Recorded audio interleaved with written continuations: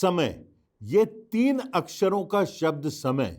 समय कभी रुकता नहीं, किसी के आगे झुकता नहीं, जल की धारा सा कल कल बहता हुआ, जिंदगी की छांव सा पल पल ढलता हुआ। ना मेरा दोस्त, ना तुम्हारा दुश्मन, न मेरे गम में शरीक, न तेरी खुशी में मग्न, बस खामोश बेनाम, न मुस्कुराहट, न आंसू, न कोई भाव। शहंशाह झुक गए समय के सामने, शासन झुक गए समय के साथ। जिंदगी के उतार चढ़ाव और मौत की वादियां, जवानी के रंग और उत्सवों की उमंग, सब कुछ बीत गया समय के साथ। उम्र का समंदर भी रीत गया समय के साथ।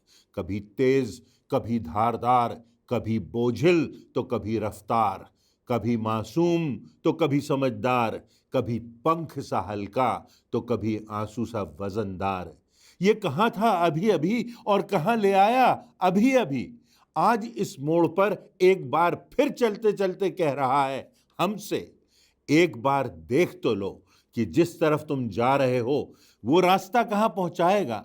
मैं तो चला जाऊंगा तुम्हारे कदमों के आगे, तुम्हारी सांसों के उस पार, पर जब तुम्हारी धड़कन रुक जाएगी और कभी सांस ठहर जाएगी, तब तुम कहाँ होगे, किस जहां में होगे। बस एक बार कर तो लो ये सवाल, कर तो लो अपनी अंतिम मंजिल का ख्याल। इस समय को न कोई राजा, न कोई सेनापति, न कोई वैज्ञानिक, न कोई राष्ट्रपति बदल सका है। इस समय को न कोई रोक सकता है, दीवारों को तोड़ता हुआ, हर समंदर को लांघता हुआ, हर पहाड़ को काटता हुआ, जिंदगी और मौत को बांटता हुआ यह समय। भजन संहिता के 90वें अध्याय की पहली आयत से 12वीं आयतों में लिखा हुआ है, हे प्रभु, इससे पहले कि पहाड़ उत्पन्न हुए वह तूने पृथ्वी और जगत की रचना की, वरन अनादिकाल से अनंत काल तक तू ही ईश्वर है। क्योंकि 1000 वर्ष तेरी दृष्टि में ऐसे हैं जैसे कल का दिन जो बीत गया वह रात का एक पहर। तूने हमारे अधर्म के कामों को अपने सन्मुख और हमारे छिपे हुए पापों को अपने मुख की ज्योति में रखा है। हमको अपने दिन गिनने की समझ दे कि हम बुद्धिमान हो जाएं। आज समय के विषय में परमेश्वर के वचन से संबंधित कुछ बातों पर गौर करेंगे और विचार करेंगे कि समय के विषय में परमेश्वर का वचन हमसे कौन सी बातें कहता है आज इस नए वर्ष की पहर में, इस नए वर्ष के सफर में। पहली बात तो यह है कि पृथ्वी पर हमारा समय सीमित है। इफिसियों के पत्र के 5वें अध्याय की 15वीं आयत में लिखा हुआ है, इसलिए ध्यान से देखो कि कैसी चाल चलते हो, निर्बुद्धियों की नहीं परंतु बुद्धिमानों की चाल चलो। भजन संहिता में लिखा हुआ है, हमको अपने दिन गिनने की समझ दे कि हम बुद्धिमान हो जाएं। वो परमेश्वर से कहता है कि काश हम अपने दिनों को गिन सकें कि हम बुद्धिमत्ता से अपना जीवन व्यतीत कर सकें। किसी भी चीज की कीमत का आकलन 2 बातों पर निर्भर करता है। पहली बात उसकी मांग या उस वस्तु की आवश्यकता, दूसरी बात उसका स्रोत या उस वस्तु की उपलब्धता। इसे सप्लाई एंड डिमांड का सिद्धांत भी कहा जाता है। मत्ती रचित सुसमाचार के 16वें अध्याय की 26वीं आयत में प्रभु यीशु मसीह ने कहा, यदि मनुष्य सारे जगत को प्राप्त करे और अपने आत्मा की हानि उठाए तो उसे क्या लाभ होगा। यह मनुष्य अपने प्राण के बदले में क्या देगा। अपनी जिंदगी के पल, जिंदगी के दिन, जिंदगी के वर्ष हम यूं ही गुजार देते हैं इस सोच के साथ कि अभी तो बहुत समय बाकी है, अभी तो हमारे पास बहुत समय है। बाइबल में हमारे जीवन की तुलना अनेक बातों से की गई है जो यह दर्शाती है कि हमारा समय सीमित है, हमारा समय क्षणिक है, हमारा समय बहुत जल्दी बीत जाने वाला है। बाइबल में समय की तुलना कभी घास से, कभी फूल से, कभी ओस से, कभी पानी की धारा से की गई है। अगर हम मानकर चलें कि हमारी औसत आयु 70 वर्ष की होगी तो इस हिसाब से हमारे पास 25,500 दिन होते हैं। हमें यह देखना है कि हमारी उम्र कितनी बीत चुकी है, उसके हिसाब से अब हमारे पास कितने दिन शेष रह गए हैं। यूहन्ना रचित सुसमाचार के 9वें अध्याय की 4 आयत में प्रभु यीशु मसीह कहते हैं, जिसने मुझे भेजा है हमें उसके काम दिन ही दिन में करना है, वह रात आने वाली है जिसमें कोई काम नहीं कर सकता। तो पहली बात तो यह कि पृथ्वी पर हमारा समय सीमित है, शीघ्रता से बीत जाने वाला है। दूसरी बात यह कि हमें समय की बहुमूल्यता को समझना है। यह समय कितना बहुमूल्य है, कितना महत्वपूर्ण है, कितना प्रेशियस है। इफिसियों की पत्री के 5वें अध्याय की 17वीं आयत में लिखा हुआ है, इस कारण निर्बुद्धि ना हो पर ध्यान से समझो कि प्रभु की इच्छा क्या है। हमें अपने समय को व्यर्थ नहीं गंवाना है। अक्सर हम समय की उपेक्षा करते हैं, या दूसरे शब्दों में कहें तो बहुत आसानी से निर्बुद्धियों के समान अपना समय बर्बाद करते हैं। हम अपने जीवन की प्राथमिकताएं निर्धारित नहीं करने के द्वारा अपना समय वास्तव में बर्बाद कर देते हैं। मशहूर लेखक ब्रूस लॉर्सन ने अपनी पुस्तक सेटिंग मैन फ्री में एक सच्ची घटना का वर्णन किया है, जिसमें एक 5 वर्ष का बच्चा है, अपने पिता से कहता है कि पापा, हमको अपने बगीचे में लगे पेड़ पर एक ट्री हाउस बनाना है। पिता कहता है, बेटा आज मुझे बहुत काम है, किसी और दिन हम उस पेड़ पर ट्री हाउस जरूर बनाएंगे।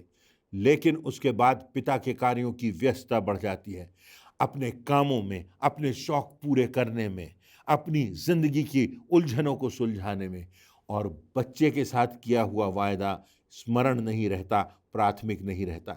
एक दिन अचानक उस बच्चे का कार से बुरी तरह एक्सीडेंट हो जाता है और उसको आईसीयू में ले जाया जाता है। दूसरी बार, तीसरी बार उसकी सर्जरी होती है और उसके बाद जीवन और मृत्यु के संघर्ष से गुजरते हुए वह अपने पिता का हाथ पकड़कर जो कुछ कहता है वो उसके अंतिम शब्द थे। वो कहता है, पापा शायद अब कभी हम दोनों वो हाउस ट्री उस पेड़ पर नहीं बना पाएंगे। हम में से ना जाने ऐसे कितने हैं जो कभी उन बच्चों के स्वप्न पूरे नहीं कर पाएंगे, उन बच्चों से की गई प्रतिज्ञा पूरी नहीं कर पाएंगे, अपनी पत्नी, अपने पति के साथ जो आने वाले दिन थे उनमें हम नहीं बढ़ पाएंगे। कितने वायदे हैं जो हम नहीं निभा पाएंगे, कितने स्वप्न हैं जो हमने अपने प्रियों के साथ देखे हैं, उन्हें पूरा नहीं कर पाएंगे। अपने बच्चों को वो कहानियां जिनसे हमें प्रेरणा मिली थी सुना नहीं पाएंगे। इसलिए कुलुस्सियों की पत्री के 4 अध्याय की 5वीं आयत में लिखा हुआ है, अवसर को बहुमूल्य समझकर बाहर वालों के साथ बुद्धिमानी से बर्ताव करो। इफिसियों के पत्र उसके 5वें अध्याय की 16वीं आयत में लिखा हुआ है, और अवसर को बहुमूल्य समझो क्योंकि दिन बुरे हैं। अय्यूब की पुस्तक के 9वें अध्याय की 25वीं आयत में लिखा हुआ है, मेरे दिन हर कार्य से भी अधिक वेग से चले जाते हैं, वे भागे जाते हैं। हम उन बातों में व्यस्त हो जाते हैं जिनमें ना कोई सार्थकता है, ना ही जीवन का उद्देश्य पूरा होता है। उन यात्राओं पर निकल जाते हैं जिनमें कोई मंजिल नहीं होती। जो बातें हमें थोड़े समय के लिए खुश कर देती हैं, हमारे अहम की तुष्टि कर देती हैं, उन बातों में उलझ जाते हैं, उनमें ही हम अपना समय बिताते चले जाते हैं और हम कभी सोचते ही नहीं, और उन सामयिक बातों में उलझकर अनंत की ओर हमारी दृष्टि नहीं जाती। इस बात पर हम ध्यान नहीं देते कि हमारा समय सीमित है, हमारा समय बहुमूल्य है, यह जिंदगी परमेश्वर की भेंट है। जो बातें परमेश्वर की दृष्टि में प्राथमिक हैं, क्या आज वो बातें हमारी दृष्टि में प्राथमिक हैं? क्या हमारा परिवार हमारे लिए प्राथमिक है, या हमें अपने स्वार्थ की मंजिल की ओर बढ़ते जाना है? तीसरी बात यह कि समय की सार्थकता परमेश्वर की इच्छा को पूरा करने में ही है। इफिसियों के पत्र के 5वें अध्याय की 17वीं आयत में लिखा है, इसलिए निर्बुद्धि ना हो पर ध्यान से समझो कि प्रभु की इच्छा क्या है। परमेश्वर के वचन के महान प्रचारक डीएल मूडी कहते हैं, जहां परमेश्वर की इच्छा को छोड़कर हम अपनी इच्छा को पूरा करते हैं तो हम वहीं अपने समय को बर्बाद करते हैं। इसलिए हमें अपने जीवन में परमेश्वर के कार्य को और उसकी इच्छा को पूरा करने के लिए परिश्रम करना है। इसी में जीवन की सार्थकता है। नीति वचन की पुस्तक के 3 अध्याय की 5वीं आयत में लिखा हुआ है, तू अपनी समझ का सहारा ना लेना, वरन संपूर्ण मन से यहोवा पर भरोसा रखना। हमें परमेश्वर के वचन के अनुरूप स्वयं को ढालना है, बनाना है। यदि हमें परमेश्वर की इच्छा को पूरा करना है तो हमारे जीवन की प्राथमिकता परमेश्वर की योजना, उसका वचन होना चाहिए, परमेश्वर का प्रथम स्थान होना चाहिए। हमारे लिए परिवार की प्राथमिकता होना चाहिए। हमें अपने जीवन को परमेश्वर के राह पर चलाने की प्राथमिकता होना चाहिए।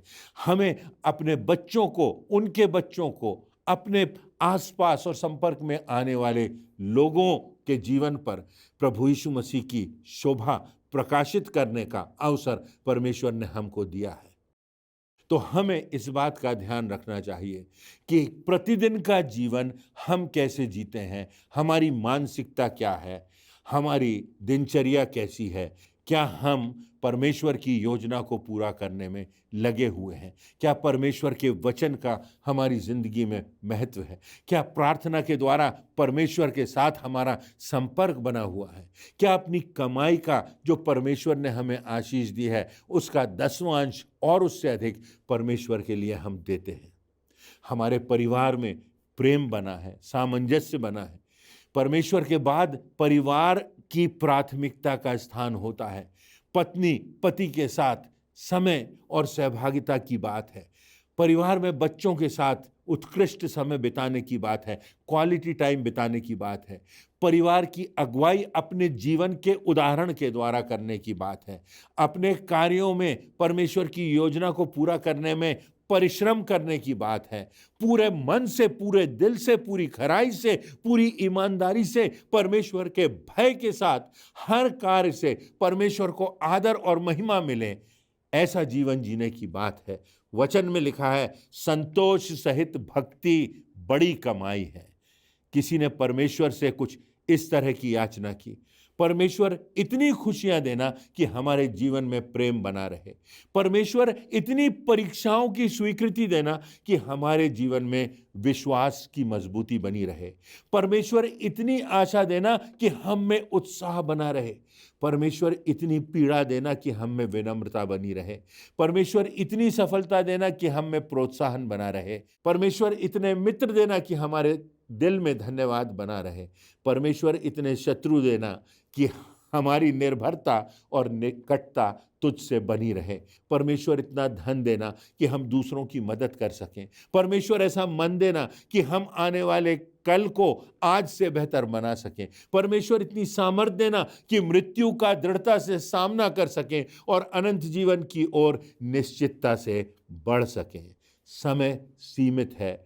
इस पृथ्वी पर रहते हुए हमारा समय एक सीमा में बंधा हुआ है। इस समय को व्यर्थ नहीं गंवाना है। समय की बहुमूल्यता को जानना है। समय की सार्थकता को अपने ध्यान में रखना है और तब परमेश्वर की इच्छा पूरा करने में लगे रहना है। अवसर को बहुमूल्य जानो। आज समय है, कल नहीं होगा। आज अवसर है, एक दिन आएगा जब द्वार बंद हो जाएगा, जब रात्रि आ जाएगी, जब न्याय का समय आ जाएगा।